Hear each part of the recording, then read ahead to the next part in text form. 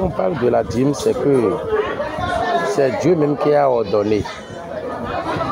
Depuis l'ancien temps, lorsque Abraham est allé en Égypte, lorsqu'il a gagné, il est venu dans Genèse 14 pour venir donner ses dîmes.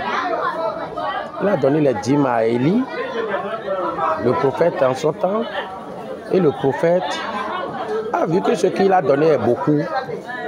Lorsqu'il voulait partir, il voulait encore lui donner un peu, mais Abraham a refusé de ne pas en prendre. Dans Malachie 3, Dieu nous a demandé de donner les dîmes pour pouvoir être riche.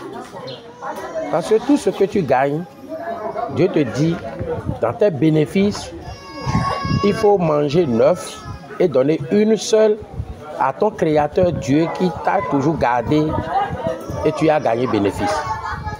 Lorsqu'on ne paye pas les dîmes, c'est ça qui amène les dépenses inutiles. Tu vas aux pharmacies, tu fais des choses, ça ne prospère pas. C'est lorsque tu ne payes pas les dîmes. Donc, pour pouvoir gagner ta vie, il faut payer les dîmes. C'est les commandements de Dieu. C'est les règles de la vie. Aujourd'hui, même dans les banques, si tu ne paies pas les pourcentages de la banque ne peut pas fonctionner. Alors que Dieu a dit, donne tes dîmes pour pouvoir faire fonctionner l'église de Dieu ou le temple de Dieu. Donc pour cela, nous devons payer notre dîme pour pouvoir vivre en paix dans nos maisons, dans la santé, dans le bonheur et dans la prospérité.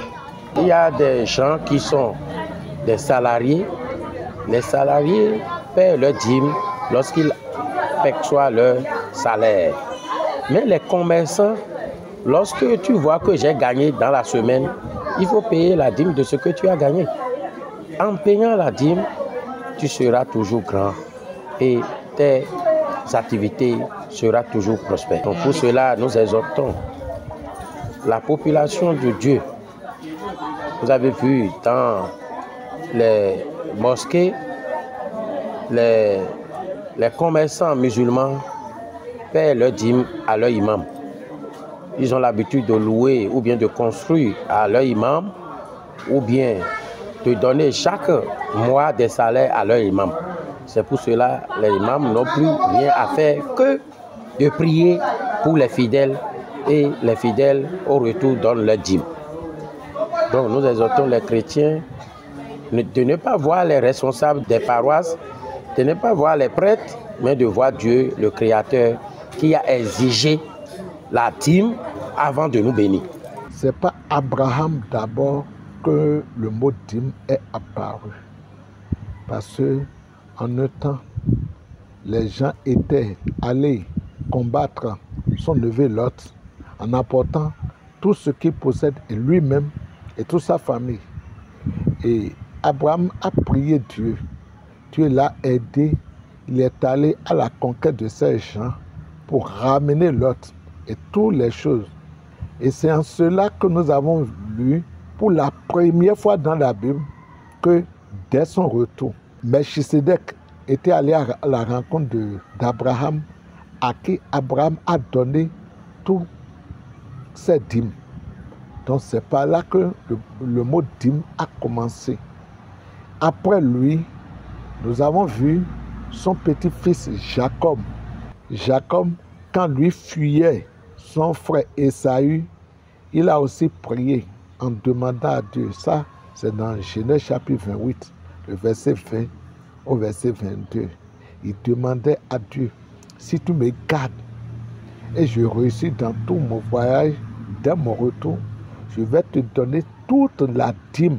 Donc, Dieu l'a exaucé. C'est après cela que dans les règles lévitiques avec Moïse, donc toutes ces choses se passaient avant Moïse. Donc Abraham était le premier qui payait la dîme avant que Dieu, avec Moïse, maintenant donne l'ordre que la dîme de toute la terre appartient à Dieu. Ça, nous pouvons lire dans Lévitique 27, le verset 30. Toute dîme de la terre, soit des récoltes de la terre, soit du fruit des arbres, appartient à l'Éternel. C'est une chose consacrée à l'Éternel. C'est de là que par Moïse maintenant, nous avons commencé à entendre ce que Dieu veut par la dîme. Dieu dit que toute la dîme de la terre. Si on dit toute la dîme de la terre appartient à Dieu. Donc la dîme, ce n'est pas simplement nous les chrétiens qui doivent le payer. En principe, tous ceux qui sont sur la terre devaient payer leur dîme à Dieu. C'est à Dieu. Mais est-ce que c'est Dieu même qui utilise ça? Non. En progressant, il a dit que ces dîmes-là sont destinées aux Lévites. C'est-à-dire aujourd'hui aux pasteurs, prêtres, apôtres, tous ceux-là qui conduisent l'Église. Parce qu'ils sont au service de l'Éternel. Et c'est avec ça que Dieu leur paye pour le travail qu'ils font. Et dans le Nouveau Testament, quand Jésus parlait, il a constaté que les scribes et les pharisiens se donnaient trop et donnaient régulièrement leur dîme. Ils donnaient la dîme plus que cela le devait. Parce que dans Matthieu chapitre 23, le verset 23, il est écrit « Malheur à vous, pharisiens et scribes, parce que vous donnez la dîme de tout, mais vous négligez la justice. » C'est avec ce verset aujourd'hui qu'il y a polémique autour de la dîme. Il y a d'autres qui disent que malheur à ceux qui donnent la dîme, alors que ce n'est pas ce qui est écrit. Jésus les reprochait parce qu'ils étaient réguliers, fidèles en payant les dîmes, mais ils ont négligé les autres, c'est-à-dire la justice de Dieu. Ils ne pratiquaient pas la justice, ils ne faisaient pas ce que Dieu demandait, mais ils ne faisaient que donner la dîme. Si tu es régulier dans la dîme et tu n'es pas régulier dans les ordonnances de Dieu aujourd'hui, tu passes à côté. Si quelqu'un ne connaît rien sur quelque chose, je ne pense pas qu'il puisse avoir un problème. Seulement que celui qui donne la dîme, il y a une bénédiction qui jaillit dedans.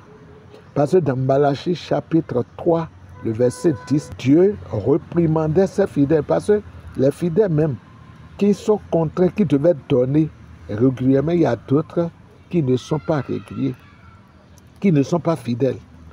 Il y a des fois, ils le font, des fois, ils ne le font pas.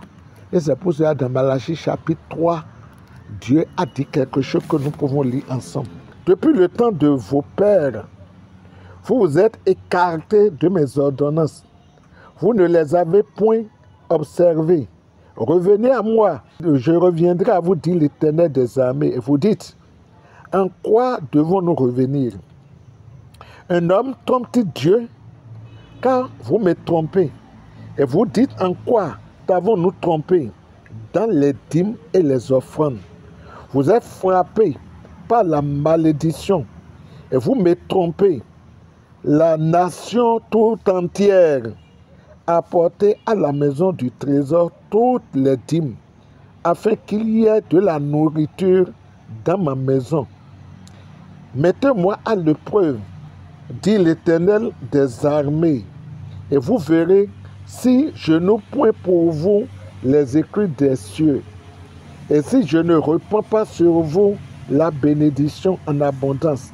Pour vous, je menacerai celui qui dévore, et il ne vous détruira point les fruits de la terre, et la vie ne sera plus stérile dans vos campagnes, dit l'Éternel des armées.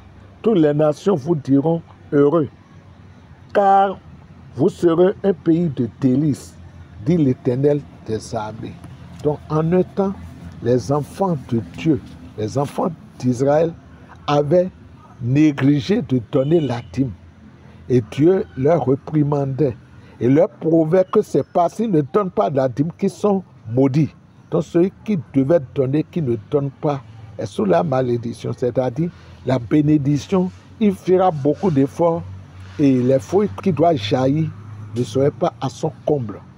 Et si il y a les gens qui ne fréquentent aucune église aujourd'hui, mais qui veulent donner la dîme, rien ne les empêche. Il peut envoyer là où il veut et Dieu va les bénir. Je connais beaucoup de gens. Il y a d'autres qui sont chrétiens aujourd'hui, mais j'ai l'exemple d'une femme. Elle est chrétienne aujourd'hui, elle était musulmane. Avant d'être chrétienne aujourd'hui, elle commençait à donner les dîmes, ses dîmes. Parce qu'avec elle, ses camarades, ils causaient ensemble et l'autre lui montrait que c'est parce que je donne la dîme que je suis béni, que je n'ai pas de dette. Ah, elle aussi a commencé, elle envoie ses dîmes par cette dame. Et Dieu a commencé à changer ses activités parce qu'elle donnait. Elle était musulmane. Elle envoyait ses dîmes par cette dame dans leur congrégation là-bas. Mais ayant vu que Dieu a commencé à susciter, il y a un changement dans sa vie, donc beaucoup de gens peuvent faire de cette manière. La dîme, c'est la 10e partie de nos revenus. Ce que Dieu nous a donné, ce que nous avons encore revenu, nous donne la 10e partie de ça. 1000 francs, on donne 100 francs. 100 francs, c'est 10 francs. J'invite tous ceux qui sont des chrétiens, des enfants de Dieu, où qu'il en soit. Il est très, très intéressant de donner sa dîme. Celui qui donne sa dîme est en train de vouloir la bénédiction. Et en le faisant, nous sommes toujours bénis. Et ceux qui donnaient, je leur demandais d'être réguliers à le faire. Parce que selon ce que Dieu nous a promis dans Malachie, si nous donnons, il va ouvrir l'écrit des cieux. Et il y aura abondamment de bénédictions dans nos activités.